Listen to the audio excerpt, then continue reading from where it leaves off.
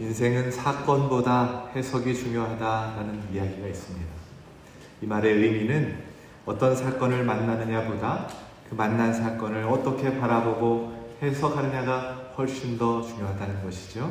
다시 말하면 인생에 있어서 내게 일어난 그 일을 어떻게 받아들이느냐에 따라서 내가 행복한 삶을 살 수도 있고 불행한 삶을 살 수도 있다라는 것입니다.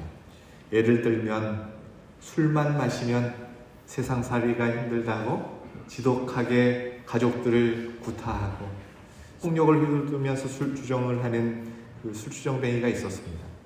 그 술주정뱅이에게 두 아들이 있었는데 한 아들은 아버지를 닮아서 고통스러운 이 세상을 비관하며 자기 또한 알코올 중독자가 되고 가족 폭력의 주범이 또 되었습니다.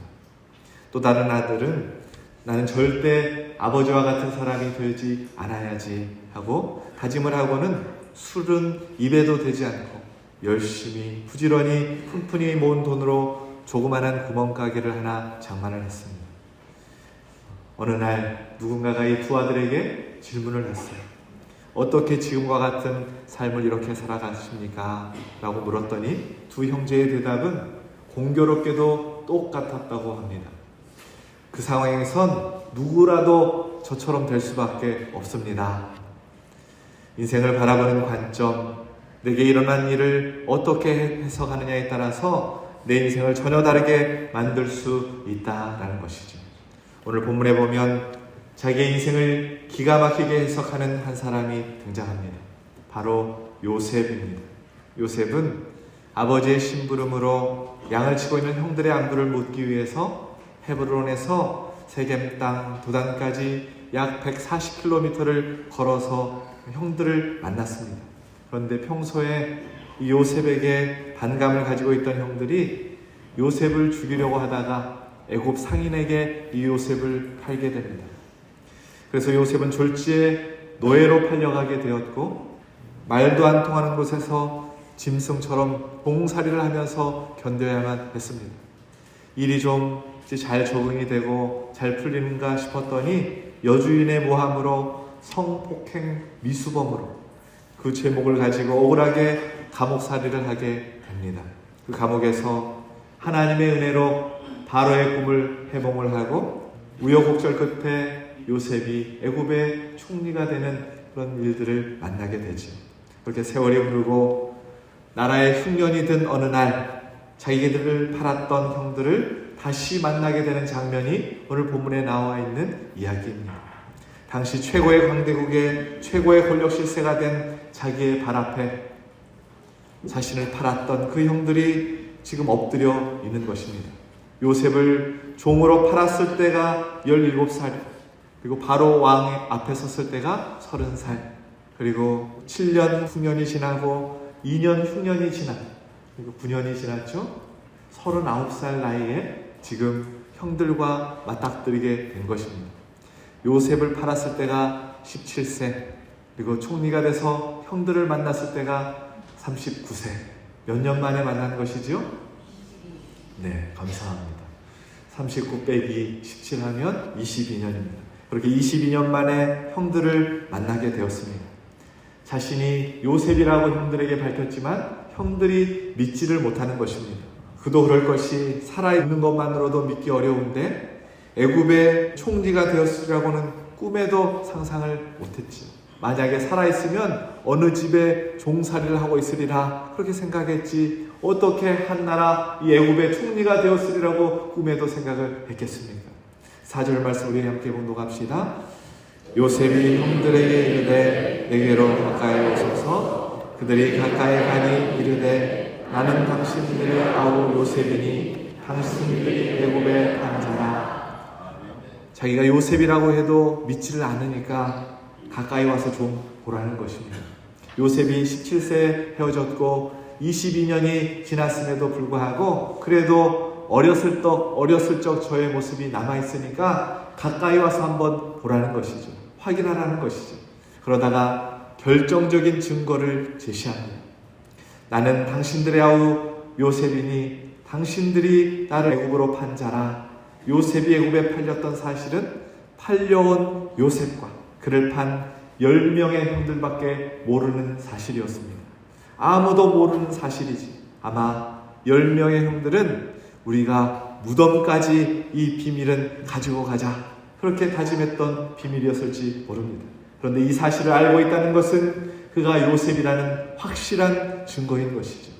애굽의 총리가 요셉이라는 사실을 확인하게 되었을 때 형들의 마음이 어땠을까요? 기뻤을까요? 두려웠을까요? 죄가 없으면 기뻤겠지만 지은 죄가 있기 때문에 오히려 불안하고 두려움이 크지 않았겠습니까? 요셉이 일방적으로 호의를 베풀지 않으면 큰 피해를 입고 죽을 수도 있는 그런 상황인 것이지. 이런 형들의 모습을 본 요셉이 형들을 위로하고 안심시킵니다. 5절 말씀 다시 한번 봉독합시다. 당신들이 나를 이곳에 팔았다고 해서 근심하지 마소서, 한탄하지 마소서. 하나님의 생명을 구원하시려고 나를 당신들보다 먼저 보내셨나이다. 아멘. 형들이 자신을 애굽으로 판 것은 부정할 수 없는 사실입니다. 그러나 이 사실에 대한 요셉의 해석이 무엇입니까? 형들에 의해서 팔려온 것이 아니라 하나님이 나를 이곳에 보내서 왔다는 것입니다. 하나님이 나를 이곳에 보내셨습니다. 이렇게 고백하고 있습니다. 형들이 나를 애굽에 팔아서 죄를 지었고 나는 이곳에서 고통스러운 시간을 보냈지만 내가 지나고 나서 보니까 그 속에 우리가 알지 못하는 하나님의 섭리가 있었다라고 고백하고 있는 것이죠. 형들의 잘못된 행위에도 불구하고 하나님은 그것을 선으로 바꾸셔서 나를 먼저 이곳에 보내셨다. 이것이 바로 억울하고 고통스러웠던 지난 인생에 대한 요셉의 해석이었습니다. 요셉은 이 해석으로 완전히 새로운 삶을 살게 됩니다. 오늘 하나님께서 요셉을 통해서 우리에게 주는 교훈이 있습니다. 그것은 하나님의 섭리로, 하나님의 관점으로 우리의 인생을 해석해야 한다라는 것입니다. 똑같은 상황을 만나도 어떻게 해석하느냐에 따라서 반응의 모습은 전혀 달라지는 것이죠. 요셉과 같이 억울하고 원한을 살 만한 상황을 만나고 있어도 이 모든 일을 하나님의 섭리로 해석하고 하나님의 뜻을 이루며 살겠다고 그렇게 살아가는 사람이 있고, 반대로 원한과 분노를 품고 그런 나날을 보내면서 고통스럽고 소모적인 인생을 보내는 사람이 있다는 것입니다. 어디에서 이런 차이가 나는 것이지요? 바로 인생을 바라보는 이 해석에서 차이가 난다는 것입니다. 하나님의 섭리로 바라보면 이것이 하나님의 뜻에 의해서 하나님께서 도움 주시려고 이런 일을 행하셨다고 믿게 되고, 거기에 자기의 인격을 다듬고 나의 잘못된 부분을 고치고 하나님 원하시는 뜻을 이루며 살아간다는 것입니다. 그러나 그것을 인간적인 대결 구도로 보게 되면 내가 언젠가 기회가 되기만 하면 반드시 이 원한을 갚으리라, 이 원수를 갚으리라 이러면서 원한을 품고 소모적인 인생을 살아갈 수밖에 없다라는 것입니다. 여러분 생각해 보세요. 만약에 요셉이 억울하게 형들에게 팔려갔다고 해석을 하고 원한과 분노의 나날을 보내왔다면 형들을 처음 만났을 때 형들에게 무슨 말을 했을까요? 감정에서 나오는 말로 했다면 뭐라고 형들에게 말을 했을까요? 만약에 송목사라면 이랬을 것 같아요. 나를 팔아먹고는 마음 편히 그동안 잘 사셨나? 내가 죽어 없어지기를 바랬겠지. 그런데 이걸 어쩌나? 내가 이렇게 멀쩡히 살아있는데 한번 당신들도 똑같이 당해봐야지. 아마 이러면서 애간장을 막 녹였을 것 같습니다. 그러나 요셉은 그렇게 하지 않았습니다. 오히려 눈빛만 봐도 막 불안해하고 두려워하고 어떻게 할 줄 몰라 하는 이 형들을 향해서 그들이 이 상황을 잘 납득할 수 있도록 차근차근 친절하게 설명을 해주고 있는 것입니다. 그리고 지난 과거를 통해서 하나님께서 왜 이렇게 행하셨는지 그 계획을 설명해주고 있습니다.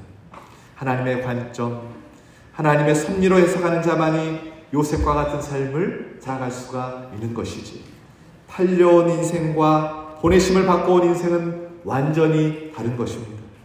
팔려왔다고 생각하면 얼마나 괴롭겠습니까? 현실이 자신에게 주는 메시지는 너는 노예야, 너는 팔려온 자야, 너는 평생을 노예로 살아야 해, 이런 것이지만 요셉은 마음으로 나는 팔려온 게 아니라 하나님께서 나를 이곳에 보내셨다. 하나님의 섭리가 이곳에서도 있을 것이다. 하나님께서 주신 사명이 무엇인지 찾고 사명 감당하는 자가 되겠다. 이 마음으로 요셉은 살았다라는 것입니다. 사랑하는 여러분, 여러분의 인생을 바라볼 때 여러분은 팔려온 인생입니까? 보내심을 받은 인생입니까? 하나님의 섭리로 해석할 줄 아는 하나님의 안목, 하나님의 관점이 여러분에게도 있으십니까? 지금 여러분의 주어진 그 상황과 사건 속에 하나님의 섭리가 무엇인지 물으며 해석하면서 그렇게 살아가고 있냐라는 것입니다. 바라옵기는 요셉처럼 어떠한 상황 가운데 있어도 어떠한 자리에 있어도 팔려온 것이 아니라 하나님께 보냄을 받은 것이라고 고백하실 수 있기를 소망합니다.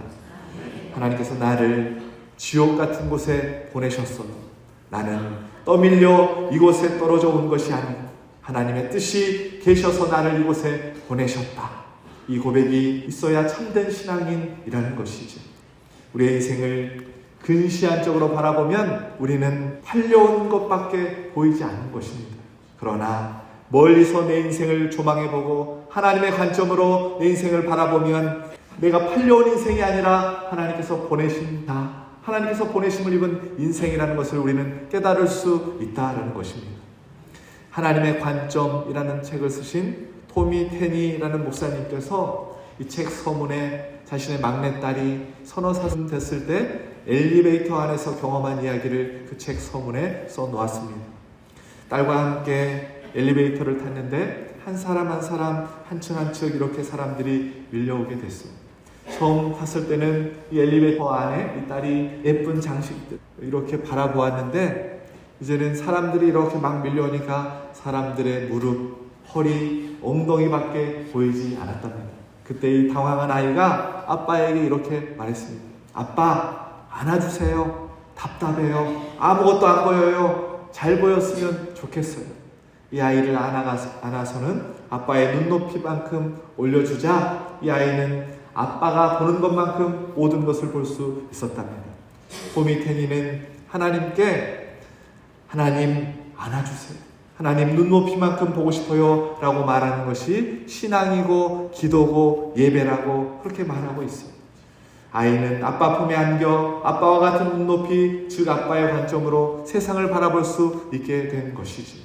참된 신앙인은 내 눈앞에 보이는 것만 보고 그것에 의해서 좌지우지되는 인생을 살아가는 것이 아니라 멀리서부터 하나님의 섭리, 하나님의 관점으로 바라보고 나를 그곳에 보내신 이유를 발견하고 살아가야 참된 신앙인의 모습이라는 것을 성경이 오늘 우리에게 가르쳐주고 있는 것입니다. 사랑하는 여러분, 우리의 인생도 요셉처럼 힘들고 어려운 인생일 수 있습니다. 하나님이 내가 하려는 일을 막으실 때는 분명한 하나님의 이유가 있는 것입니다. 하나님의 뜻하지 않는 길로 나에게 방향을 트실 때도 거기에 트시는 이유가 반드시 있는 것입니다. 나는 갈 길이 바쁘다고 생각하는데 내 발걸음을 멈추는 일이 계속된다면 거기에도 멈추게 하시는 하나님의 뜻이 있는 것입니다. 바라옵기는 때로 내 마음대로 인생이 풀리지 않고 억울한 일을 만나고 이해할 수 없는 일을 목도할 때도 하나님의 섭리 속에서 내 인생을 바라보고 해석하실 수 있는 믿음의 사람이 우리 유독교회 모든 성도님들 되시길 예수 그리스도의 이름으로 축원합니다. 그러면 하나님께서 보내신 것이라면 왜 요셉을 이곳에 보내셨는가 하는 것입니다. 5절 말씀 다시 봉독합시다. 당신들이 나를 이곳에 팔았다고 해서 근심하지 마소서, 한탄하지 마소서. 하나님이 생명을 구원하시려고 나를 당신들보다 먼저 보내셨나이다. 아멘. 7절 8절 말씀입니다. 하나님이 큰 구원으로 당신들의 생명을 보존하고 당신들의 후손을 세상에 주시려고 나를 당신들보다 먼저 보내셨나니 그런즉 나를 이리로 보낸 이는 당신들이 아니요 하나님이시라. 하나님이 나를 바로에게 아버지로 삼으시고 그 온 집의 주로 삼으시며 애굽 온 땅의 통치자로 삼으셨나이다. 아멘. 하나님께서 요셉을 가나안 땅에서 애굽 땅으로 22년 동안 말할 수 없는 고초를 겪게 하시니 그렇게 옮기신 이유는, 그리고 우여곡절 끝에 애굽의 총리로 세우신 이유가 어디에 있는가? 생명을 구원하시기 위해서였다라는 것입니다. 바로의 아버지가 되게 하셨다라는 말은 바로의 정책적인 조언이나 가르침을 주거나 제사장이나 예언자처럼 신탁을 전해주는 역할을 했다라는 것이죠. 그러니 애굽과 온 세상의 통치의 최고의 자리에 하나님께서 앉게 해주셨다라는 것입니다. 이것은 형들과 아버지와 가나안과 애굽과 온 세계를 구원하시려는 하나님의 계획이었다라는 것입니다. 그런데 모든 생명을 구원하시려는 이 큰 사역을 감당하기 위해서는 요셉의 입장에서 자신이 반드시 해결해야 하는 한 가지 문제가 있었습니다. 그것은 용서의 문제입니다. 여러분, 요셉의 마음속에는 억울한 것이나 원망의 마음이 없었겠습니까? 그런데 성경 어디에도 요셉이 총리가 되고 난 후에 술 맡은 관원장이나 보디발의 아내에게나 복수를 했다거나 해코지를 했다는 이야기를 기록해 놓지 않았어요. 그런 말이 없습니다. 못된 형들이 왔을 때에도 요셉은 분노하지 않았습니다.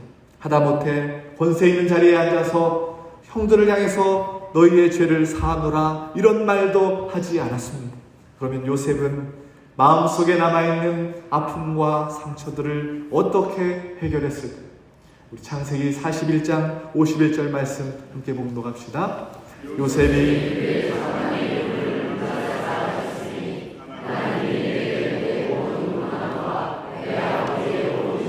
잊어버리게 하셨다.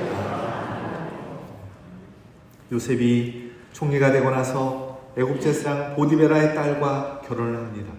그리고 그 사이에 낳은 아들이 있었는데 그 첫째 아들의 이름을 므낫세라고 짓습니다. 이 므낫세의 이름의 뜻이 하나님이 있게 하셨다라는 뜻입니다. 고생한 것, 억울한 것, 서운했던 것, 원망과 상처를 하나님의 은혜로 다 있게 해주셨다라고 요셉이 고백하고 있는 것입니다. 우리가 삶을 살다 보면 어떤 것은 정말 쉽게 잘 잊어버리지만 상처나 아픔은 잘 잊어지지 않습니다. 그것은 마음 깊이 각인이 돼 형들에게 미움을 받고 버림받게 된 것, 종살이를 한 것, 억울하게 누명을 쓰고 감옥에 갇힌 일, 이런 일들은 잘 잊혀지지가 않은 것이지. 그런데 요셉은 그 상처들을 마음속에서 다 지웁니다. 므낫세의 이름을 말하면서 모든 고난과 내 아버지 집에서 있었던 일들을 잊었다라고 고백합니다. 여기서 잊었다라는 것은 기억에서 완전히 지웠다라는 말이 아닙니다. 형들이 구덩이에 던진 것이 기억에서 사라진 것이 아니에요. 그것은 기억을 넘어섰다라는 의미를 우리에게 던져주고 있어요. 원망과 상처를 넘어섰다라는 말입니다. 바로 용서했다라는 의미가 이 속에 들어있습니다.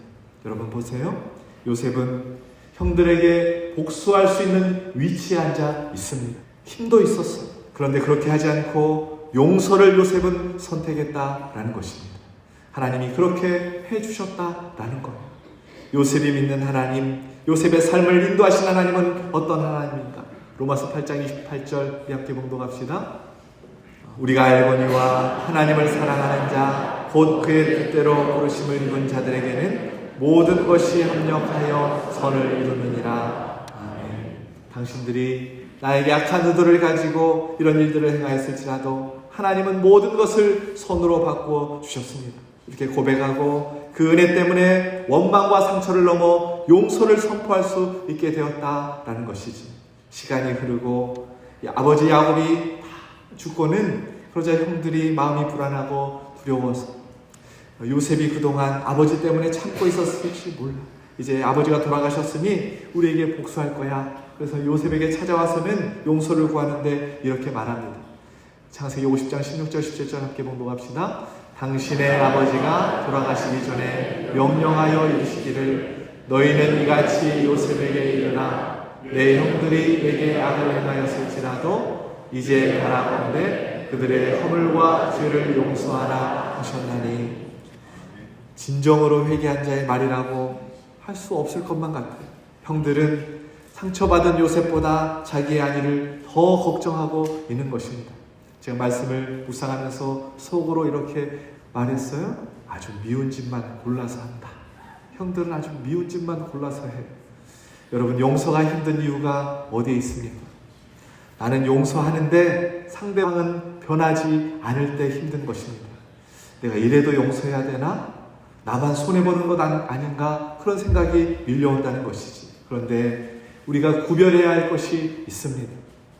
용서는 나의 몫이지만 화해는 내가 용서해 준 그 사람이 용서를 받아들일 때 화해가 일어나는 것입니다. 그런데 문제는 우리가 바라는 게 용서까지가 아니라 화해까지 나아가기를 원한다는 것이지. 그러나 하나님은 우리에게 원하시는 것이 용서하라, 용서까지라 라는 것입니다. 회복은 우리들의 몫이 아닙니다. 하나님께서 해주시는 것이지. 하나님이 나를 용서하셨다고 아는 사람, 하나님의 은혜를 경험한 사람만이 누군가를 용서할 수 있는 것이고, 하나님과의 수직적인 관계를 회복할 때 수평적인 관계도, 사람들과의 관계도 회복할 수 있는 것입니다. 변하지 않는 형들의 모습을 보고도 요셉은 형들에게 용서를 선언합니다. 창세기 50장 19절 21절 말씀 함께 공독합시다.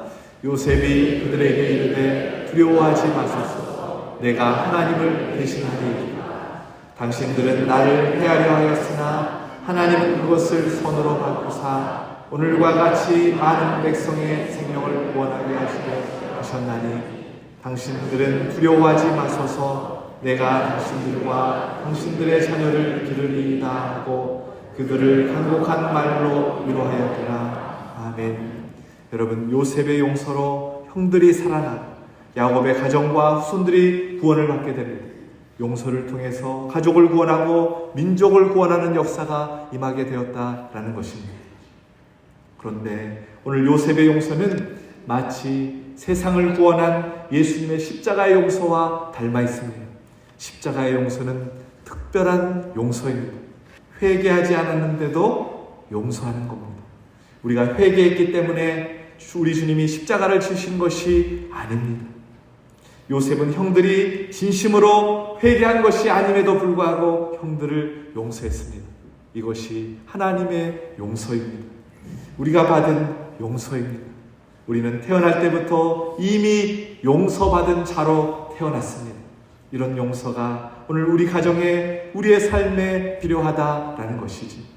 잘못한 사람이 먼저 회개해야 용서한다면 우리는 죽을 때까지 용서하지 못할 사람이 분명히 있을 것입니다. 그렇다면 우리는 용서하지 않는 그 마음을 가지고 그 가슴을 품고 무덤까지 가는 것이고 천국까지 그 마음, 그 감정, 그 응어리를 간직하고 갈 수는 없지 않겠습니까? 그러므로 여러분, 용서하지 않는 것 역시 죄라는 사실을 기억해야 합니다. 그 이유는 우리가 용서받아 구원받은 사람들이기 때문입니다. 예수님께서 분명히 말씀하셨습니다. 마태복음 6장 14절에서 15절까지 말씀 함께 봉독합시다.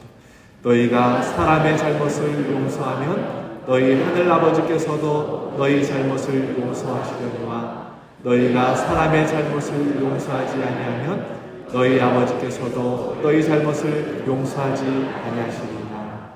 아멘. 우리가 아무리 십자가의 복음을 잘 알아도 용서받았다, 구원받았다, 나는 용서받은 사람이다 라고 그렇게 노래를 해도 실제로 남을 용서하지 않으면 아무 소용이 없다고 오늘 주님이 우리에게 가르쳐주고 계시는 것입니다. 자신이 십자가로 용서받고 지옥에서 구원받은 자임을 믿어 다른 사람의 죄도 용서하게 될 때 그 사람이 진정으로 구원받은 사람으로 살아갈 수 있음을 오늘 가르쳐주고 있는 것입니다. 세상에서 가장 아름다운 사람 조엘이라는 책의 주인공이 있습니다. 이 조엘 쇼넨버그라는 사람인데 그는 생후 20개월이 되었을 때 40톤 트럭이 쳐가지고 연쇄 추돌 사고가 일어나서 그만 차에 불이 났습니다. 그 불로 인해서 온몸에 3도 화상을 입고 온몸이 말 그대로 숯덩어리가 되어버렸습니다. 차 사고를 낸 이 40톤 트럭 운전자는 그대로 뺑소니 운전자가 되어버렸습니다. 의사 선생님들이 이 아이를 보고는 온몸에 3도 화상을 입고 숯덩어리로 있는 이 아이의 모습을 보고는 살 확률이 10%밖에 되지 않습니다. 이렇게 말을 했어요. 손가락이 다 떨어져 나가고 발가락이 떨어져 나가고 눈썹, 입, 코, 귀 다 차례대로 떨어져 나가는 고통을 겪고 약 50차례 수술을 거쳐서 그가 살아났습니다.